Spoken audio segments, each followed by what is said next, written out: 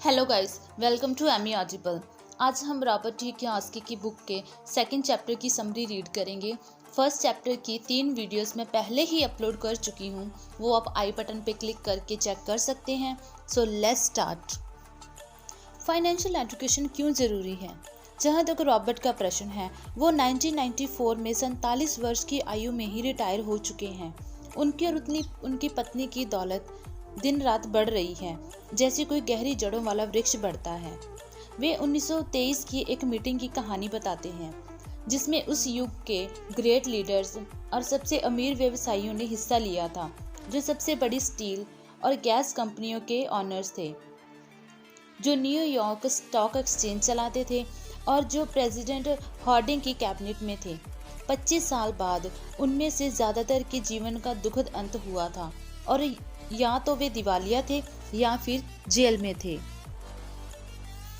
1929 के stock crash और महामंदी ने उनके दुर्भाग्य में भूमिका निभाई थी, लेकिन आज हम उनसे भी ज्यादा उथल-पुथल और परिवर्तन वाले युग में जी रहे हैं। हमारे बचाव के लिए पैसे से ज्यादा जरूरी शिक्षा और सीखने की योग्यता है। महत्वपूर्ण बात यह नहीं है कि आप कितना कमाते हैं, बल्कि यह है कि आप कितना रखते हैं और आप इसे कितनी पीढ़ियों तक रखते हैं।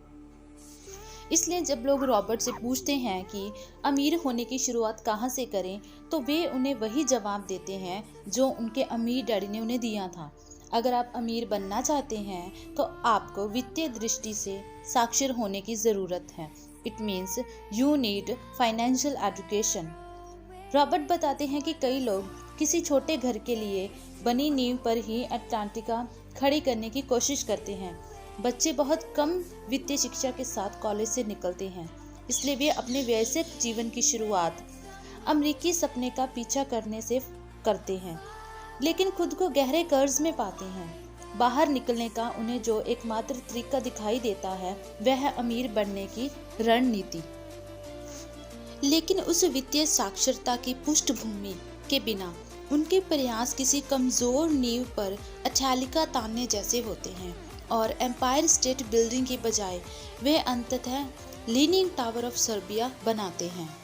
रॉबर्ट और उनके बचपन के मित्र माइक को उनके अमीर डैडी की शिक्षा की बदौलत एक मजबूत बुनियाद मिली थी, जो अटैलिका बनाने लायक थी। अकाउंटिंग का विषय नीरस और दुविधापूर्ण है और वित्तीय सफलता के लिए बेहद अनिवार्य है। अमीर डैडी ने दोनों लड़कों को इसे सिखाते समय सरलता के लिए केवल चित्रों का इस्तेमाल किया। बाद में जाकर उन्होंने मुख्य अवधारणाओं का मार्गदर्शन देने के लिए संख्याएं जोड़ना शुरू किया। रॉबर्ट कहते हैं कि पहला नियम यह है कि आपको संपत्ति और दायित्व के बीच का फर्क पता होना चाहिए और सिर्फ संपत्तियां खरीदना चाहिए।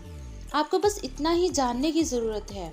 लेकिन इसके इतने सरल होने के बावजूद यह एक ऐसी चीज़ है जिसे कई लोग समझ नहीं पाते हैं। जब अमीर डैडी ने शुरू में इसे 2 किशोर लड़कों को समझाया तो उन्होंने सोचा कि वे मजाक कर रहे हैं। वयस्क यह बात कैसे नहीं समझते हैं? क्या हर व्यक्ति अमीर नहीं बनना चाहता? समस्या ये है कि बैंकर्स, इन्वेस्टर्स और दूसरे ज़्यादातर लोगों की अलग तरीके से शिक्षित किया है, इसलिए उन्हें अपने दिमाग में पहले से भरे विचारों को भूलना होगा। कुछ लोग तो इतने बुनियादी पहलू पर लौटने को अपनी प्रतिष्ठा के खिलाफ मानते हैं। संपत्ति और दायित्व की सच्ची परिभाषाएं शब्दों में नहीं बल्कि अंकों में निहित हैं। लर्नर्स की हेल्प के लिए रॉबर्ट वैसे ही डायग्राम्स का इस्तेमाल करते हैं जैसे रेखा चित्रों का इस्तेमाल अमीर डैडी ने उनकी मदद के लिए किया था। यह संपत्ति का कैश फ्लो पैटर्न है। रेखा चित्र का ऊपरी हिस्सा इनकम स्टेटमेंट है, जिसे प्रॉफिट एंड लॉस स्टेटमेंट कहा जाता है। यह इनकम और एक्सपेंसेस को बताता है, पैसा अंदर और बाहर।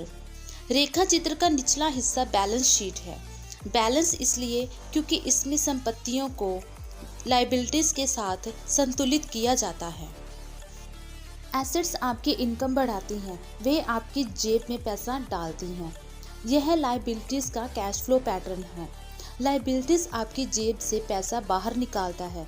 अमीर बनना चाहते हैं तो एसेट्स खरीदें, यह सरल लगता है, लेकिन इतने सारे लोग इसलिए स्ट्रगल करते हैं क्योंकि वे लायबिलिटीज खरीदते हैं।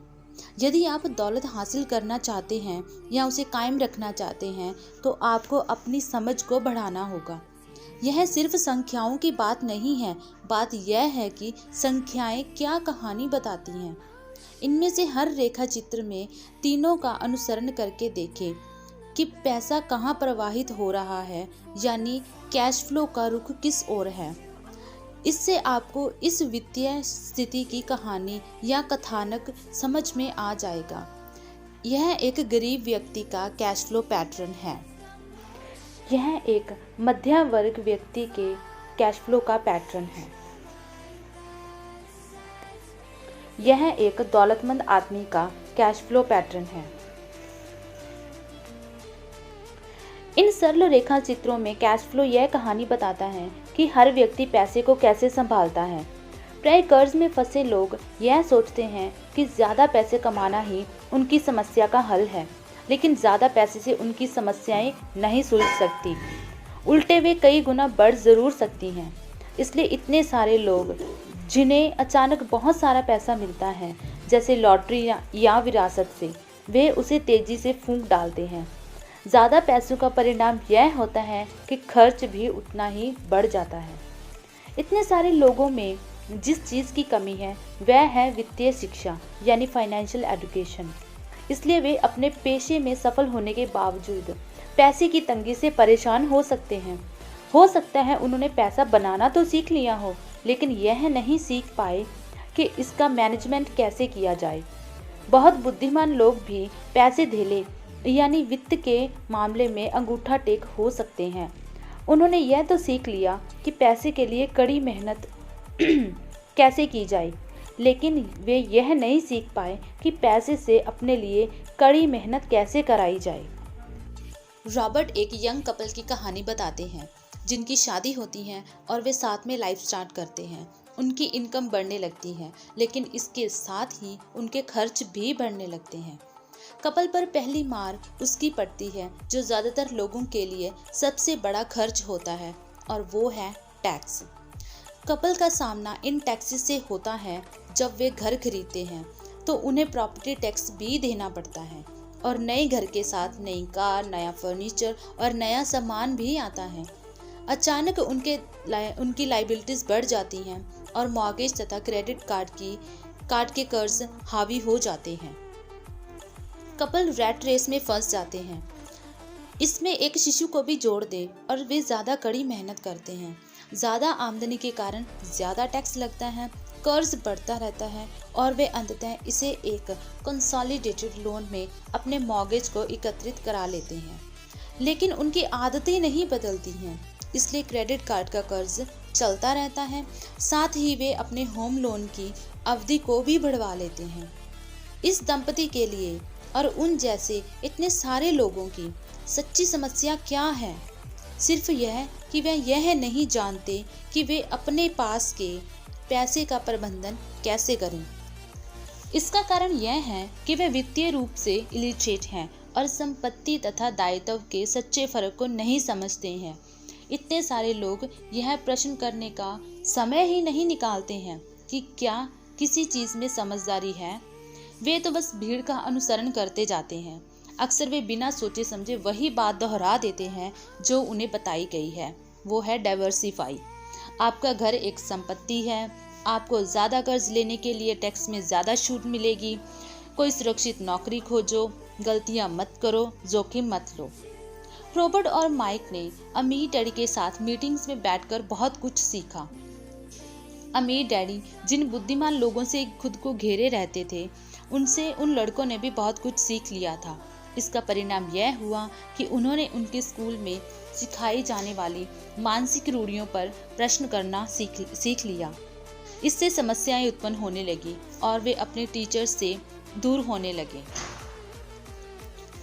रॉबर्ट पैसे के मामले में अपने असली डैडी से असहमत होने लगे, खास तौर पर उनके गरीब डैडी के इस दृष्टिकोण से कि उनका घर उनका सबसे बड़ा निवेश था। इसके विपरीत अमीर डैडी अपने घर को निवेश नहीं, लायबिलिटी मानते थे। कई लोग अब भी यह विश्वास करते हैं कि उनका मकान एक संपत्ति है, लेकिन रॉबर्ट सिखाते हैं कि घर दायित्व है, क्योंकि यह पैसा आपकी जेब से बाहर निकालता है, केवल टैक्स और व्यय के कारण ही नहीं, बल्कि मूल्य कम होने तथा अवसर चूकने के कारण भी, क्योंकि आपका सारा पैसा आपके घर में बंध जाता है, इसलिए आप किसी दूसरी जगह निवेश नहीं कर पाते और इस वजह से आप निवेश अनुभव की शिक्षा से वंचित रह जाते हैं। इसका मतलब यह नहीं है कि आप कभी ज़्यादा बड़ा मकान नहीं खरीद सकते, लेकिन पहले उन संपत्तियों को खरीदें जो मकान का भुगतान करने के लिए कैश फ्लो दें। जब संपत्तियां इतनी बढ़ जाती हैं कि व्यय से ज़्यादा आय आने लगे, तो बचे हुए पैसों का निवेश संपत्तियों में दोबारा कर दिया जाता है। इससे बैलेंस शीट का संपत्ति वाला कॉलम बढ़ता है, जिससे ज़्यादा आमदनी उत्पन्न होती है। परिणाम यह होता है, जो अमीर लोग संपत्तियों और दायित्वों के फर्क को समझ लेते हैं, वो ज़्यादा अमीर बन जाते हैं। मध्य वर्ग चूहा दौड़ में अटका रहता है, क्योंकि वह आमदनी उत्पन्न करने वाली संपत्तियों में निवेश करने के बजाय अपने घर को एसेट मानता रहता है। वह इसलिए भी अटका रहता है क्योंकि उसका वेतन ही उसकी इनकम का मुख्य सोर्स होता है, और जब उसकी आय बढ़ती है तो उसके टैक्स भी बढ़ जाते हैं। कई लोग म्यूचुअल फंड्स में निवेश करते हैं, अपने खाते संभालने के लिए मैनेजर को पैसे दे देते हैं, क्योंकि उनके पास यह करने के लिए समय या विशेषज्ञता नहीं होती। वे महसूस करते हैं कि म्यूचुअल फंड्स खेल को सुरक्षित तरीके से खेल रहा है और उन्हें इसीलिए सुरक्षित खेलना है क्योंकि उनकी बैलेंस शीट संतुलित नहीं है।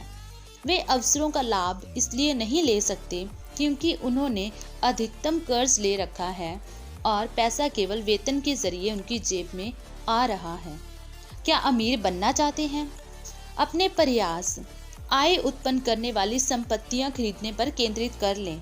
जब आप सचमुच समझ लें कि संपत्ति क्या है, दायित्व और व्ययों को कम रखें, आप अपनी संपत्ति वाले कॉलम को ज़्यादा गहरा कर लेंगे। आपको कैसे पता चलेगा कि आप कब दौलतमंद बन गए? रॉबर्ट आर बकमिंस्टर फुलर की परिभाषा का इस्तेमाल करते हैं। दौलत इंसान की आगे कितने दिनों तक जिंदा बचे रहने की योग्यता है, यानी अगर मैं आज काम करना छोड़ दूं तो मैं कितने लंबे समय तक जिंदा रह सकता हूं।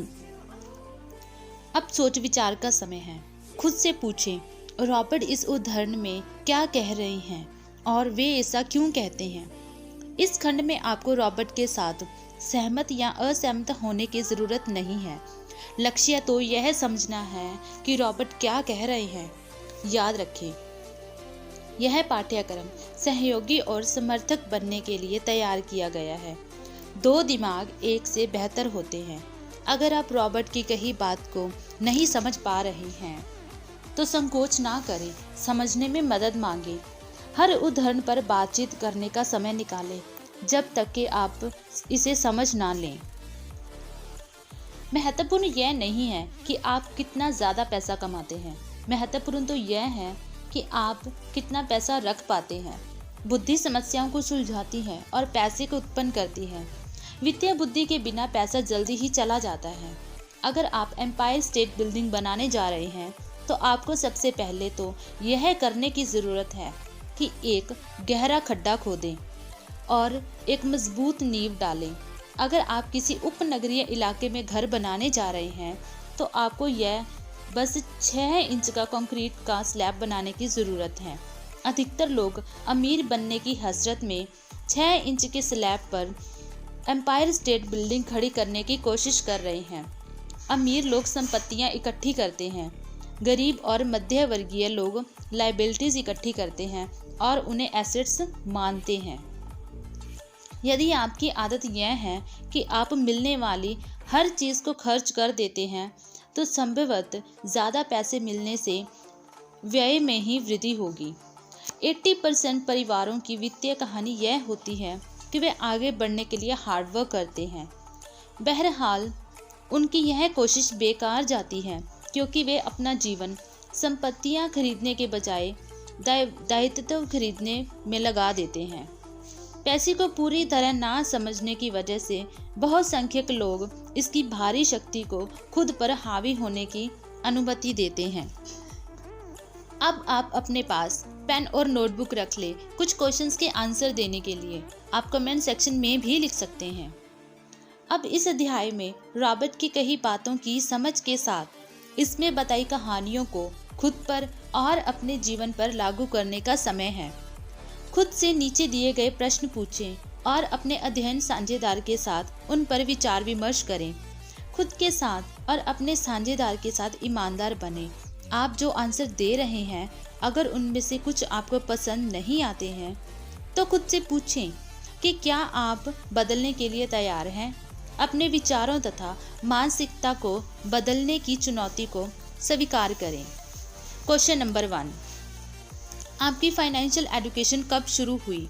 क्या यह इस बुक से हुई या किसी दूसरे सोर्स से? क्वेश्चन नंबर 2, जब आपने रॉबर्ट की एसेट और लायबिलिटी की डेफिनेशन पहली बार पढ़ी तो आपका रिएक्शन क्या था? क्वेश्चन नंबर 3, जब उन्होंने कहा कि घर एक एसेट नहीं है तो आपका रिएक्शन क्या था? क्या आपने अपने घर को संपत्ति माना था? जब उन्होंने अपने तर्क को पूरी तरह स्पष्ट किया तो क्या आपकी धारणा बदल गई? क्वेश्चन नंबर 4, कौन सी कैश फ्लो स्थिति आपके जीवन जैसी सबसे ज़्यादा है? आपके घर के अलावा क्या कोई ऐसी चीज़ है जिसे आपने संपत्ति माना था लेकिन जिसने बाद में खुद को दायित्व के रूप में उजागर किया? क्वेश्चन नंबर 6, क्या आप इस कथन से सहमत हैं? ज़्यादातर लोगों की शिक्षा में जिस चीज़ की कमी है वह यह नहीं है कि पैसा कैसे बनाएं, बल्कि यह है कि पैसे का प्रबंधन कैसे करें, क्यों या क्यों नहीं। क्वेश्चन नंबर 7, अमीर डैडी ने लड़कों से कहा था कि अकाउंटिंग में संख्याएं महत्वपूर्ण नहीं होती, बल्कि उनके द्वारा बताई जाने वाली कहानी महत्वपूर्ण होती है। आपके जीवन में संख्याएं कौन सी कहानी बताती हैं? क्वेश्चन नंबर 8, आपके जीवन में ऐसा समय कब था जो एक सकारात्मक उपलब्धि जैसा दिखता था, जैसे प्रमोशन या वेतन वृद्धि, लेकिन यह अपेक्षित बैलेंस शीट परिणाम की ओर नहीं ले गया? क्वेश्चन नंबर 9, अगर आप आज काम करना छोड़ दें तो आप आगे कितने दिनों तक जीवित रह सकते हैं? यह संख्या आपको हैरान करती है या डराती है? सो गाइस, आज की वीडियो में इतना ही। If you like the video, hit the like button and subscribe for more. Thanks for being here. See you in the next video. Bye.